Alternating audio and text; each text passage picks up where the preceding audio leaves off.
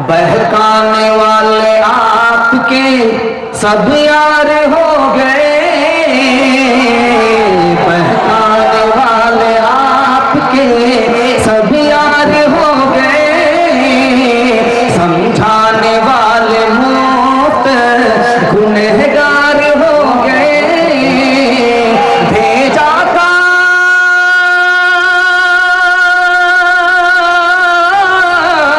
भेजा तो मैंने अपनी तरफ से जिन्हें वहाँ, वो भी तो जाके उनके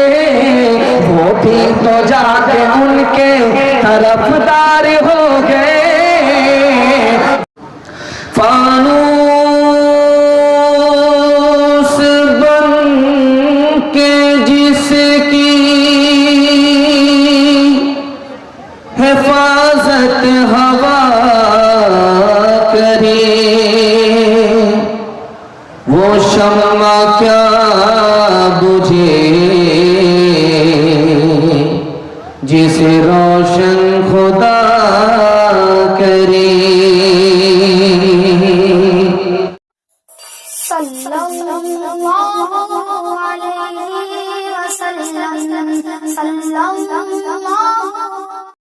सारा मजमा आपके जलवों का तमाशाई है। ए बुलबुले शेदा तूने सुना है धरकर, अब जिगर थाम के बैठ, हुजूर की बारी आई है, हुजूर की बारी आई है।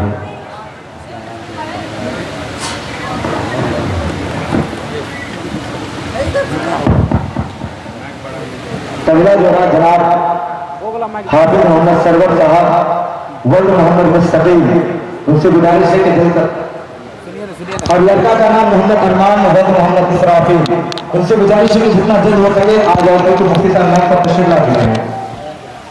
ठीक है, बयान के बाद लिखा हुआ अपनी जगह जल्द कर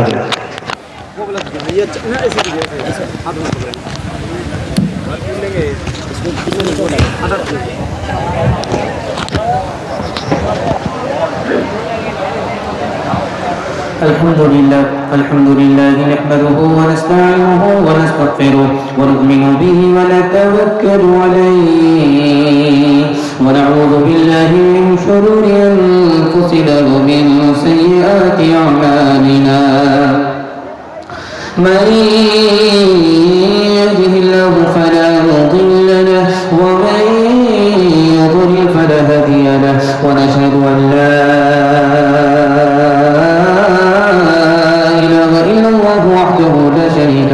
ونشهد أن سيدنا ونبينا وحبيبنا وشفيعنا وسندنا وإمامنا ومولانا محمدا عبده ورسوله صلى الله عليه وعلى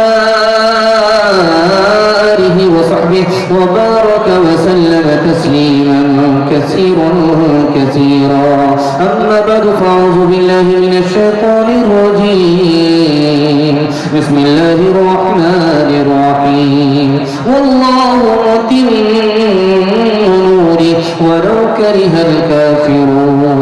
صدق الله مولانا العظيم. وقال النبي صلى الله عليه وسلم الإسلام يعلو ولا يعلى، أو كما قال عليه الصلاة والسلام. سبحان الله وبحمده سبحان الله العظيم وبحمده أستغفر الله. صلى الله على سيدنا محمد صلى الله عليه وسلم. اللهم صل على سيدنا محمد يا رب صل عليه وسلم.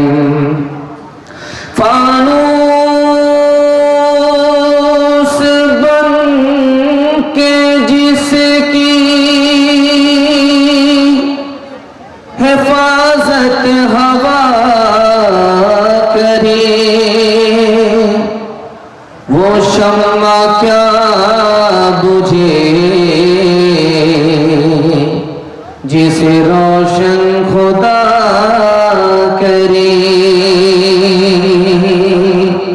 कुछ बात है कि हंसती मिटती नहीं हमारी, कुछ बात है कि हंसती मिटती नहीं हमारी।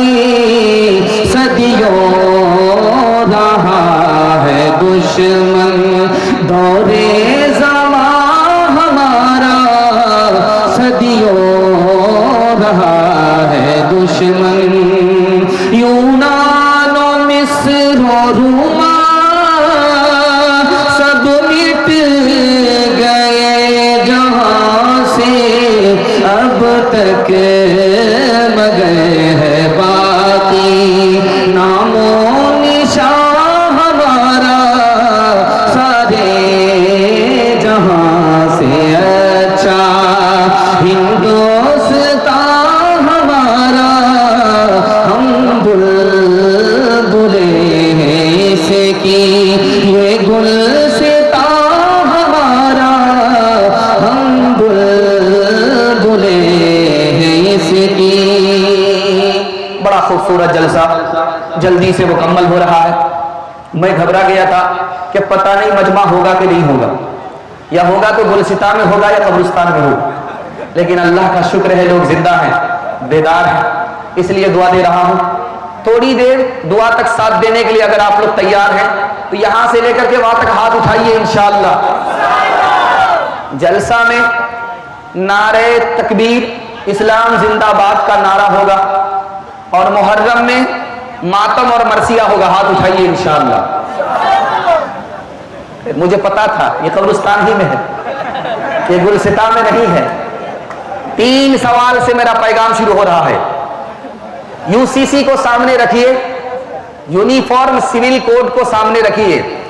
3 सवाल से मेरा पैगाम शुरू हो रहा है। निकाह की 3 सूरत है, तलाक की 2 सूरत है, हलाले की 4 सूरत है। सही क्या है, गलत क्या है? यतीम पोते को दादा के लिए, दादा के ऊपर यतीम पोते के लिए 3 जिम्मेदारी है। औरत को मर्द से कम हिस्सा क्यों मिलता है? और माँ बाप का खर्चा, बीवी का खर्चा शौहर के जिम्मे क्यों है? आखिरी सवाल है। सुनने के लिए मुकम्मल तैयार हैं? जोश के साथ हाथ उठाइए इंशाअल्लाह। निकाह की 3 सूरत है। पहली सूरत, एक मर्द एक औरत से निकाह करे, पहली सूरत है। दूसरी सूरत है, एक मर्द एक औरत से निकाह करे और दूसरी औरत से नाजायज ताल्लुक रखे, दूसरी सूरत गलत है। तीसरी सूरत है, मजबूरी है, पहली बीवी का इंतकाल हो गया, दूसरी शादी करे, या पहली बीवी बीमार है, बाल बच्चा नहीं है, दूसरी शादी कर रहा है, ये तीसरी सूरत। ये तीसरी सूरत सही है, पहली सूरत सही है, एक औरत से निकाह दूसरी औरत से जिना, ये सूरत गलत है। तलाक की 2 सूरत है।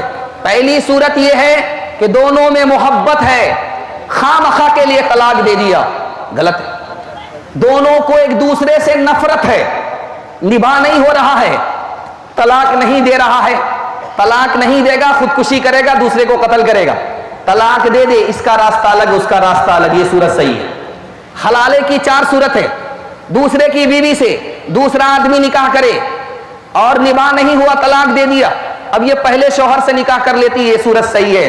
दूसरी सूरत है कि देखा कि निकाह तो कर लिया लेकिन औरत का जिस्म यहां है और दिल पहले शौहर के पास है, तलाक दे दिया, ये सूरत सही है। निकाह करने के लिए 1 दिन का टाइम ले रहा है, मैं 1 दिन के लिए निकाह करूंगा उसके बाद छोड़ दूंगा, 1 महीने के लिए निकाह करूंगा छोड़ दूंगा। अल्लाह के रसूल ने इस निकाह करने वाले पर अल्लाह की लानत भेजी है। निकाह करा रहा है कराने वाला और उस पर शर्त लगा दिया कि तुमको छोड़ना पड़ेगा 1 दिन में, 1 रात गुजार करके तुमको छोड़ना पड़ेगा। जितने लोग उस निकाह में शरीक रहेंगे सब पर आसमान से अल्लाह की लानत होगी।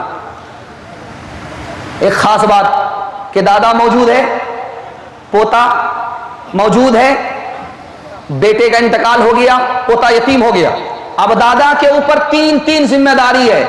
पहली जिम्मेदारी यह है कि बच्चे का बाप गुजर गया, दादा मौजूद है, खाना खर्चा दे, पढ़ाए लिखाए, जब तक जवान ना हो जाए दादा की जिम्मेदारी है। और जीते जी दादा उसके बाप का हिस्सा उसके बेटे को लिख करके जाए, जीते जी अगर लिख नहीं सकता मरने के बाद वसीयत कर जाए। अगर दादा ने पोते यतीम के साथ अच्छा सलूक नहीं किया तो कब्र में जाने के बाद भी खैर नहीं है। दूसरी और आखिरी बात आपसे कहने के लिए जा रहा हूं, मर्द को हिस्सा ज्यादा मिलता है, औरत को हिस्सा कम मिलता है। सारे खर्च की जिम्मेदारी मर्द पर है, औरत पर नहीं है। औरत का माल बढ़ता रहता है, मर्द का माल घटता रहता है। इसलिए इस्लाम ने मर्द के हिस्से को बढ़ाया, औरत के हिस्से को घटा दिया। आपको सुन करके हैरत होगी जो मैं आपको सुनाने के लिए जा रहा हूं। एक बेटी है मरने वाले का तो उसको 50% जायदाद मिलेगी। 2 बेटी है तो 60% से भी ज्यादा जायदाद मिलेगी।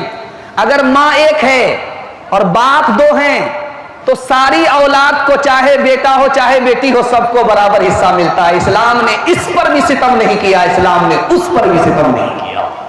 हाथ उठा करके वादा कीजिए, बेटा को माला माल करेंगे, बेटी को कंगाल करेंगे। हाथ उठाइए इंशाअल्लाह। खैर माशाअल्लाह 2 4 5 आदमी फिसले हैं, वो यहां नहीं है, रांची में है। आप पागल हम हैं, फुल पागल वो है। अल्लाह खैर फरमाए। बहकाने वाले आपके सब यार हो गए, बहकाने वाले आपके सब यार हो गए, समझाने वाले मौत गुनहगार हो गए।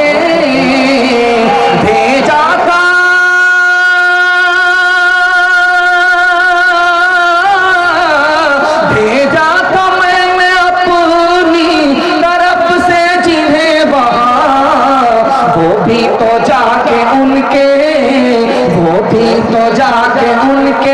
तरफदार हो गए, वो भी तो जाके उनके तरफदार हो गए। ध्यान से सुनिएगा, जल्दी से निकल जाएगा। हालात हाज़िरा को सामने रखिए। 3 नमूना आपको देने के लिए जा रहा हूं। हमारे हिंदुस्तान के आईन में दफा 38 पर लिखा हुआ है, मजदूर को और वजीर आजम, प्राइम मिनिस्टर को, दोनों को एक तनख्वाह मिलनी चाहिए। हमारे कानून में लिखा हुआ है, हिंदुस्तान के कानून में लिखा हुआ है, मजदूर को और प्राइम मिनिस्टर को, दोनों को एक तनख्वाह मिलनी चाहिए। गरीबी को मिटना चाहिए। 2017 की रिपोर्ट है कि पूरी दुनिया में 20 करोड़ लोग बेरोजगार हैं। 20 करोड़। 2018 की रिपोर्ट है, दुनिया में सबसे बड़ा बेरोजगार मुल्क हिंदुस्तान है। 2017 की रिपोर्ट है कि 3 महीने के अंदर 30 लाख नौजवानों की नौकरी चली गई। इधर किसी का ध्यान नहीं है। मुस्लिम पर्सनल लॉ खत्म हो जाए, सबका ध्यान इधर ही है। दूसरी बात को सुनिएगा जरा ध्यान से। दफा 39 में लिखा हुआ है, हिंदुस्तान के कानून में लिखा हुआ है कि अमीर गरीब सबको बराबर इंसाफ मिलना चाहिए, किसी का पैसा खर्च नहीं होना चाहिए।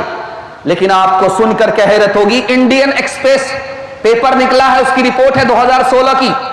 डिस्ट्रिक्ट कोर्ट में, जिला की अदालत में 2,81,85,25,006 मुकदमात पेंडिंग में है, उस पर सुनवाई नहीं हुई। इधर किसी मीडिया का ध्यान नहीं है, इधर किसी सरकार का ध्यान नहीं है, इधर किसी अदालत का ध्यान नहीं है। सारा ध्यान क्या है, दाढ़ी नोच लो, टोपी उतार लो। तीसरी बात पर ध्यान दीजिएगा, इसी हिंदुस्तान के कानून में लिखा हुआ है दफा 47 में, शराब को बंद होना चाहिए। जिस घर में शराब होगी हिंदुस्तान को तरक्की नहीं होगी, जवान को तरक्की नहीं होगी, मुल्क तरक्की नहीं करेगा। पूरे हिंदुस्तान में शराब को बंद होना चाहिए। गांधी जी दिल में हसरत लेकर के शहीद हो गए, लेकिन उनकी हसरत पूरी नहीं हुई। उनकी ख्वाहिश थी कि सिर्फ बिहार ही में नहीं, पूरे हिंदुस्तान में शराब बंद हो जाए। लेकिन हम लोग हिंदुस्तान में मुसलमान गांधी जी की ख्वाहिश को पूरी करेंगे, शराब के एक एक कतरे को हराम समझेंगे। हाथ उठाइए इंशाअल्लाह। एक नमूना देने के लिए जा रहा हूं। आपके सर पर टोपी है, आपके चेहरे पर दाढ़ी है, आज मैं आपको सुना रहा हूं, आप सुन रहे हैं। यह किस वजह से है? दफा 25 की वजह से है, दफा 29 की वजह से है। हमारे आईन ने हमको मजहब पर चलने की पूरी आजादी दी है। अब बात हो रही है कि दफा 44 लागू होना चाहिए। जिस दिन ये लागू हो गया, आपके सर से टोपी हट जाएगी, और आपकी पहचान मिट जाएगी। हाथ उठा करके वादा कीजिए, सब कुछ कुर्बान कर देंगे लेकिन अपने हम दीन धर्म का सौदा नहीं करेंगे। हाथ उठाइए इंशाअल्लाह। हमारी तरफ से दाढ़ी टोपी पगड़ी सरदार रखेंगे, सिख रखेंगे। हाथ उठाइए इंशाअल्लाह।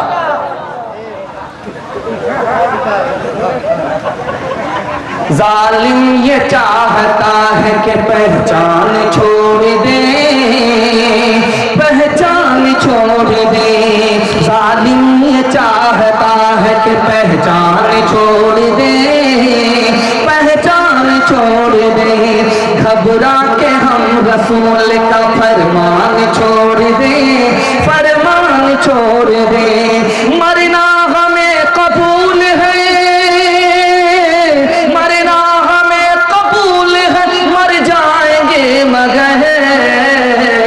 मुमकिन नहीं कि दौलत ईमान छोड़ दे, ईमान छोड़ दे। अपना इस्लाम कितना खूबसूरत है, आपको बड़ी हैरत होगी सुन करके। राजीव गांधी इंतकाल करके 1985 में उन्होंने कहा, औरतों के लिए मुसलमानों का जो कानून है वो हिंदुस्तान के कानून से भी बढ़ करके है।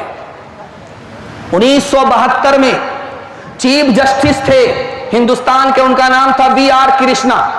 उन्होंने लिखा, मुसलमानों ने मर्द औरत दोनों को जमा कर दिया, दोनों को बराबर कर दिया, किसी के साथ जुल्म नहीं किया। अगर मर्द के हाथ में तलाक दे दिया तो औरत के हाथ में खुला दे दिया। अगर निभा नहीं हो रहा है तो मर्द के हाथ में कि तुम उसे छोड़ दो, और निभा नहीं हो रहा है तो औरत के हाथ में खुला है कि मुकदमा करो, उससे छुटकारा हासिल कर लो। इस्लाम ने मर्द औरत दोनों को बराबर कर दिया, दोनों को इंसाफ दिया, किसी के साथ जुल्म नहीं किया। एक बात सुनिए, महाभारत हुई है हिंदुस्तान में, जानते हैं किसकी वजह से?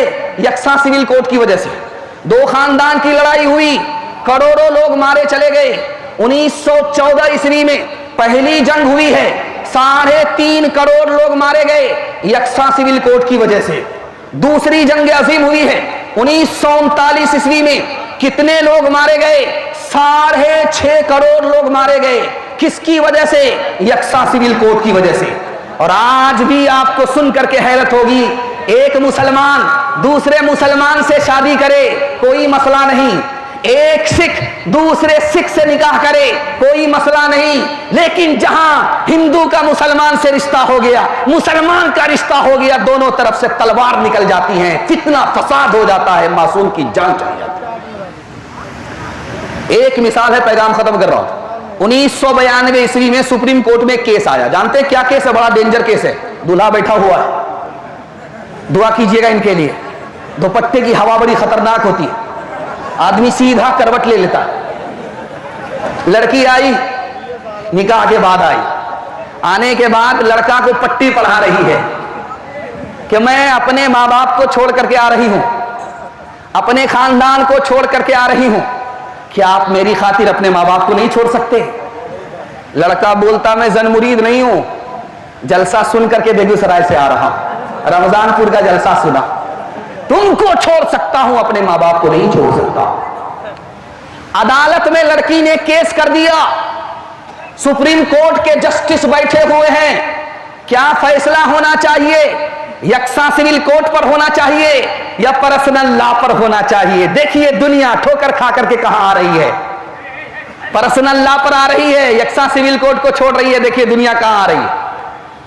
जस्टिस को लिखना पड़ा, ये लड़का हिंदू रीत और रिवाज के मुताबिक शादी के बाद अपने माँ बाप को छोड़ नहीं सकता, बीवी को तो छोड़ सकता है, माँ बाप को छोड़ नहीं सकता।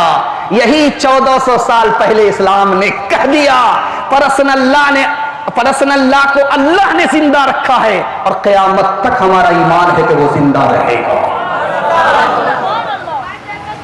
नया फरमान जारी कर रहा है, तमाशा फिल्मदारी कर रहा है, चुभोएगा वो अपना खूनी पंजा, अभी वो आहोजारी सर खोलेगा, फज़ा में ज़हर खोलेगा। वो एक दिन अभी वो हुस्न कारी कर रहा है, मिटाएगा निशान वादियों का।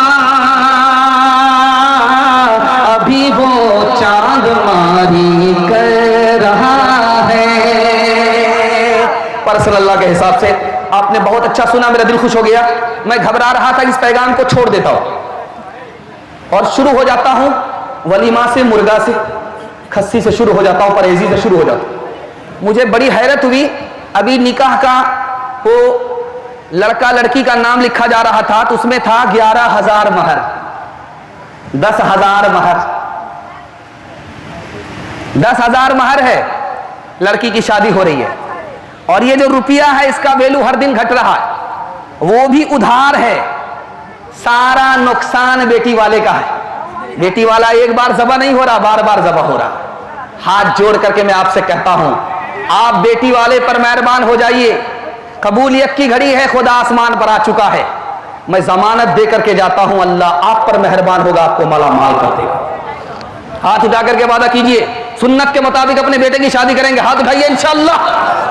बेटा की शादी फ्री नहीं करेंगे, हाथ उठाइए इंशाअल्लाह।